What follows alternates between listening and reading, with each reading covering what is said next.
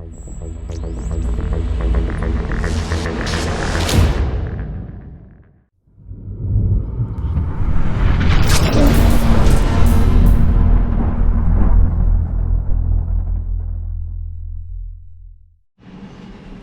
everybody, Ronnie here. Today's been quite the day for trucker news, let me tell you. It turns out, and at Super Ego, I have chalk from my daughter on my shirt. At Super Ego, we run boxes, so we don't do tankers, we don't do hazmat. But this is still interesting information. It turns out that in South Dakota, they're having some severe fuel shortages. That part right there is enough for me to bring this to you.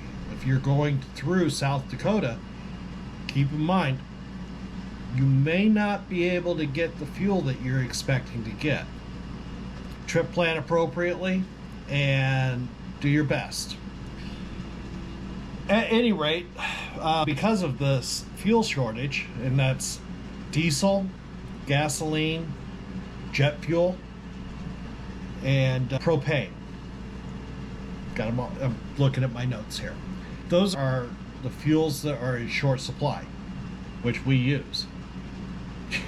That's our trucks run on diesel, and that's number one on the shortage list. So once again, just to reiterate, I know I just said it, but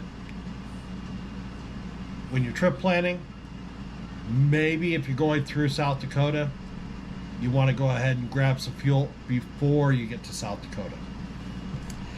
I don't know why they are having this issue, but the governor, what's her name, Kristi Noem, did declare a state of emergency and remove the hours of service restrictions for truckers that are transporting fuel in the state of North Dakota.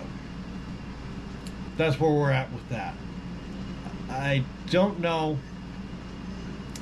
how that would affect the rest of the country. You know, what I mean is, what if you're delivering fuel to South Dakota and you drive 13 hours in a day? But then after that, you're turning around and going back down to Texas. So you have to pass through what? Nebraska, Kansas, Oklahoma, and Texas. If you get pulled over in any of those states, then,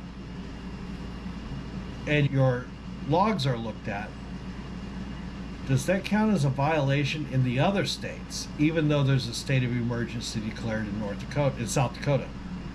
That's a good question, I think. If you have the answer to that, because I don't, please let me know. Put it down in the comments below.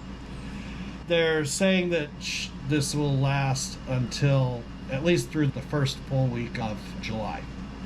And it could be extended.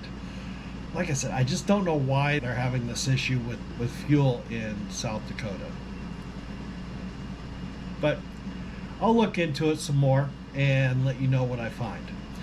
Once again, thank you very much for watching. If you have any questions or comments, put them down in the comments section below. I did start a Patreon. If you want to support this channel, please feel free to visit my Patreon. I'll put the link in the description down below. Thanks for watching, and I'll talk to you next time.